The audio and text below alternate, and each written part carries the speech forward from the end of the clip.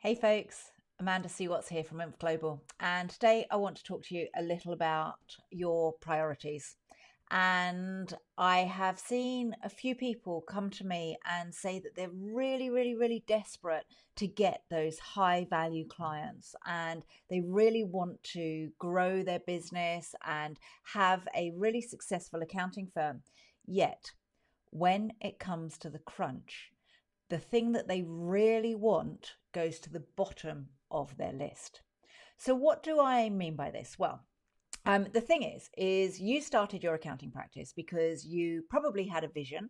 You either felt that you wanted to create a practice because nobody else was doing it the way that you saw that you could do it differently. Maybe you're running your own accounting practice because you want to make an impact in the world.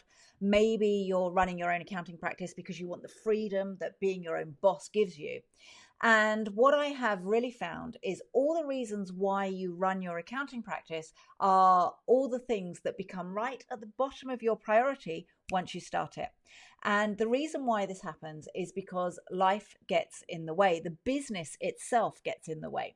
Looking after clients, having people pull you from pillar to post, asking things of you all the time means that the real reason why you started your accounting practice doesn't become the linchpin for you making the biggest difference in growing your practice. And the biggest thing that you are suffering with is lack of time. And the reason why you're suffering with lack of time is because you aren't really sticking to your priorities. And there are three things that you need to do to make sure that the dream that you had when you decided you were going to start your practice, or the dream that you had when you decided you were going to grow your practice, is still the thing that you get out of bed for every single day. Because if we get out of bed every single day to do the minutiae, to do the tactics and the teeny tiny things that don't necessarily move the business forward, but get the business still moving, we aren't going to have the success that we want. We need to go, right, what's our big vision? What with that vision is our mission? And then what are the projects that we need to complete to move that forward? And those projects that you need to complete to move that forward need to be a priority. So there's three things that you need to do. First of all, you need to make time to grow your practice. So if you want to get high value clients, you need to make the time to do that. Secondly, what you need to do is once you've made the time, you need to plan your time to make sure that you actually move that needle forward. And if you want to get high value clients, then you plan in time to do that.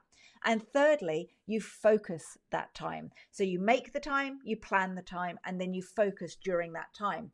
Now, one of the things that I use a lot for focus is binaural beats. So binaural beats is something that you can play on, you can look them up on YouTube, okay? And you can play them, and it enables you really, it's sound waves into your mind to really focus on the task in hand.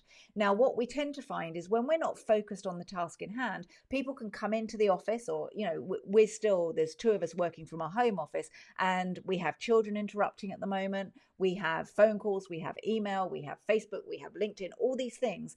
And we get really distracted because these people are interrupting us. So what we need to do is really focus during that 25 minutes, that hour that we're working on a project to move the needle forward. And having these binaural beats enable you to really focus well, because your brain waves are not being interrupted by that other ambient sound out there. It's absolutely phenomenal. So I definitely recommend those. Secondly, we need to, so that's for focus. When we look at planning our time, we need to think about how do we plan our time. And one of the things that I get my clients to do is put together a time map. And a time map is, you use Google Sheets, you can use an Excel spreadsheet if you want, but you break your day down into 30-minute chunks, 25-minute chunks if you're going to use the Pomodoro process. Do Google it. It's phenomenal. It's 25 minutes of real focused, I'm going to move my project forward. And we have a time map, and we break our days down into half-an-hour chunks. Now, in those half-an-hour chunks, if I put down that I'm going to be working on marketing, I'm not going to let anything else disturb that. So I had in my diary this morning that I was going to be working on marketing for an hour. I actually had it from, it was going to be 10:30 to 11 o'clock and 11:30 till 12 o'clock, two sections. Now, I had a 10 o'clock call. That 10 o'clock call was cancelled, and that's because the gentleman who booked the 10 o'clock call then had stuff come into his diary that stopped it from being a priority. Now that's what triggered what I was going to talk to you guys about on this live. And the reason why it triggered it was because actually you have to decide what you want to work on, not let your other people decide for you what you need to be working on. So you have to put that time in the diary and you have to stick to it. If you are going to be working on getting high value clients, then you need to stick that time in your diary to be working on getting those high value clients. So a time map enables you to do that because you plan out in your diary what it is that you're working on. And I have set days for working on set things. So Mondays and Wednesdays are getting client days.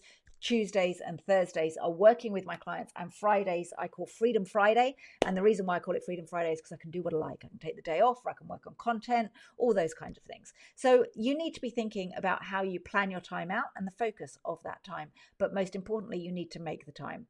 And I would definitely say you need to have a list of priorities. And I'm seeing too many of you being pulled from pillar to post because you are not sticking to your guns. And if you want to grow your practice and you want to go out there and get those high value clients, I have to be 100% straight with you. Nobody's going to do it for you. Nobody. You can't outsource the getting of really good clients. You have to invest that time in yourself. And if you're not going to make it a priority, nobody else is going to make it a priority. And if you let people come into your diary and say that their stuff is more important than your stuff, I'm afraid that you're not going to get to the place that you want to get. You've got to be strict and you've got to have those boundaries in place. And only you can do it. So first of all, make the time.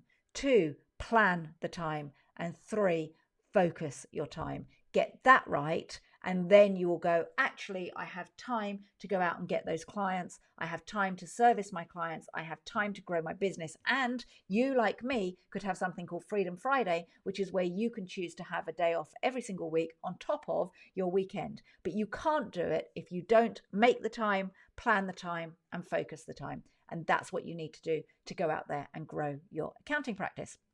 If you would like some help with growing your accounting practice, I have processes in place in our Momentum program that enables you to make the time, plan the time, and focus the time to move that needle the most. If you'd like to find out about it, book a game plan session. There is a link around this video somewhere. Book a game plan session to find out a little bit more about how we can help you. But you have to make that decision. Is getting high value clients a priority for you? If so, then book a call and let us help you. I'll catch up with you all soon, and let me know, do you make time, plan time, and focus the time, or do you go with that scattergun approach and you just go for it and you let other people take over your diary? All right, I'll speak to you all soon. See you later.